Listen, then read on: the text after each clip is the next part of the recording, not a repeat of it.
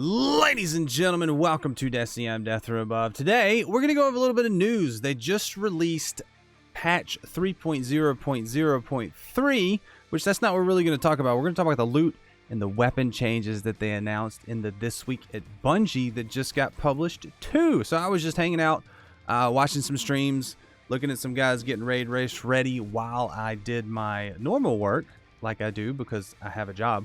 And I noticed that there's a patch coming, and I wanted to know. I was like, oh, what are they doing in the patch? So, obviously, in the patch, they nerfed the crap out of some Warlock Super and some Melees and some Stasis things. So, right here, you can see they changed a lot of things about how Stasis functions.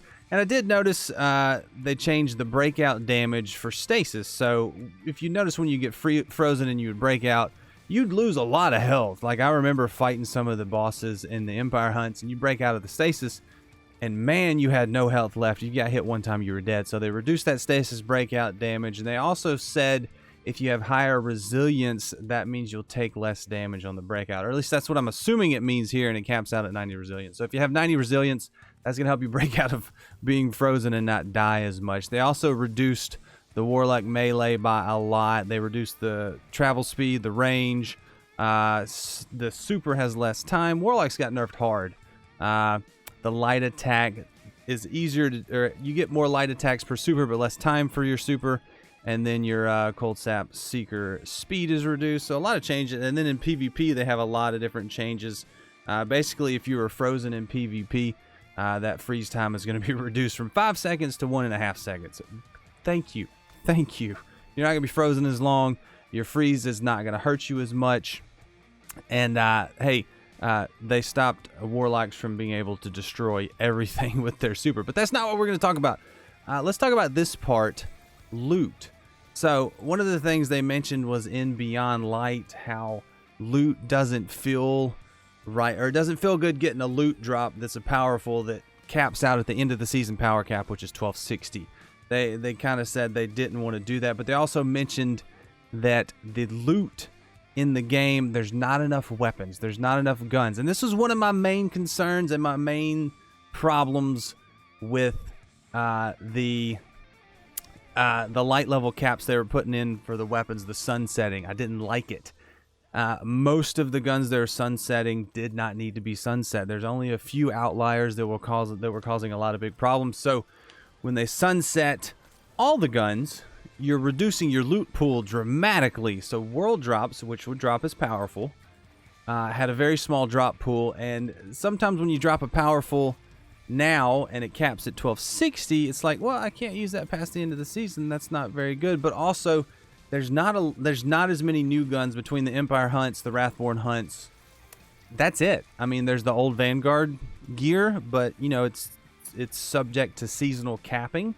So they have added back to the loot pool season 10 and season 11, or they're changing the drop rates, and they removed all legendaries that hit their infusion cap at the end of this season, and they've added season 10, which cap out at 1310, and season 11 weapons, which cap out at 1360, to the pool, and they will be weighted as such. So season 12, which is the current season of the hunt, those items are more likely to drop than season 11. Season 11 is more likely to drop than season 10. But what that means for you and for me is all these weapons right here, all these season 11 and 12 legendary weapons that were world drops, hey baby, they're back. Or they may be more plentiful than they ever were.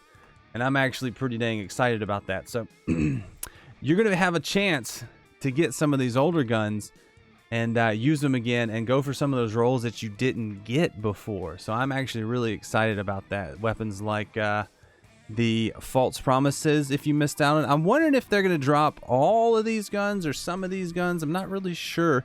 It'd be nice to get a 7th Seraph Saw. I never got that machine gun. Never did. I really want it. Or a Death Adder. Oh, baby. Never got a good Death Adder from last season. There's a lot of good guns in here that you're going to want to get. The 7th Seraph CQC shotgun, that's a big fun shotgun. I like that. I've got a really, really good roll on one of those. So weapons like that. I'm hoping the 7th Seraph Carbine comes back because I did not play as much Season of the Worthy as I wanted to.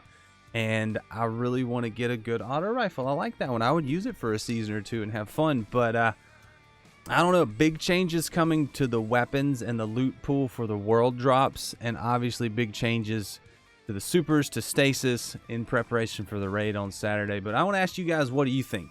What are you most interested in getting from the loot pool from previous seasons in season 12 that you didn't get before? What's a good roll on something that you're liking to look for?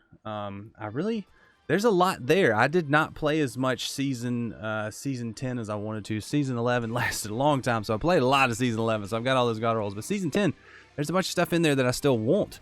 So all the 7 Seraph weapons, I need better rolls on that. So what are you looking to drop? What do you think about the changes to the super, to stasis?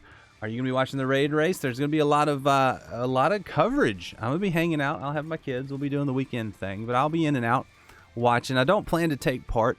I think I'll be on power, honestly. I'll be 1230 base power by then probably, but I don't have a team and I will have my children, so I'm not going to be raid racing with children, but I'll be enjoying it. Where are you guys going to be watching it? What do you think? And let me know your comments. What do you think about these 2 big changes? Obviously, the stasis super changes were expected, but the weapon changes and the loot pool changes, I'm kind of surprised by and I'm excited about because I started noticing it yesterday. Yeah. I was like, what am I grinding for other than the random rolls on these weapons? But we still have a lot to look forward to. We got the raid race. We got the raid. We got Trials if you're into Trials. We got the Dawning if you're into the Dawning. We got Iron Banner coming. Got some more Iron Banner stuff on the way that I'm going to have for you next week. So I feel like Destiny, and there's going to be a lot of hidden things they're not talking about too that we don't even know about. But I feel like Destiny, it's going to grow a lot this season compared to previous seasons, and it seems like they're making a big effort to make it seasonally grow during the season rather than, here's all the stuff, do it, and there'll be a couple updates throughout the season. It's kind of like, whether you like it or not, we've stepped into a season of spoon feeding. So here's the content, here's the content, here's the content, but you're not going to have to wait very long between any of those. What do you guys think about that? I don't know. I've got mixed feelings, and I'm hearing mixed feelings about that from the community, but let me know in the comments about all the things, the stasis, the weapons, the content, the raid. I don't know, it's exciting. I like it. I like when Destiny has stuff, even if it's controversial. I like playing. I like new stuff. I like just enjoying it. You know, in the end they usually get it right, and it's a lot of fun. So, but I'm gonna get out of here, guys. Let me know in the comments. Check all the links, check the description, click the like button if you haven't already, and the subscribe, and if you want to monetary support, hit that join button. It's there. It's a monthly subscription membership, and there's some stuff. But until then, until next time, I'm Death from Above, and I'll see you later. See you, bye.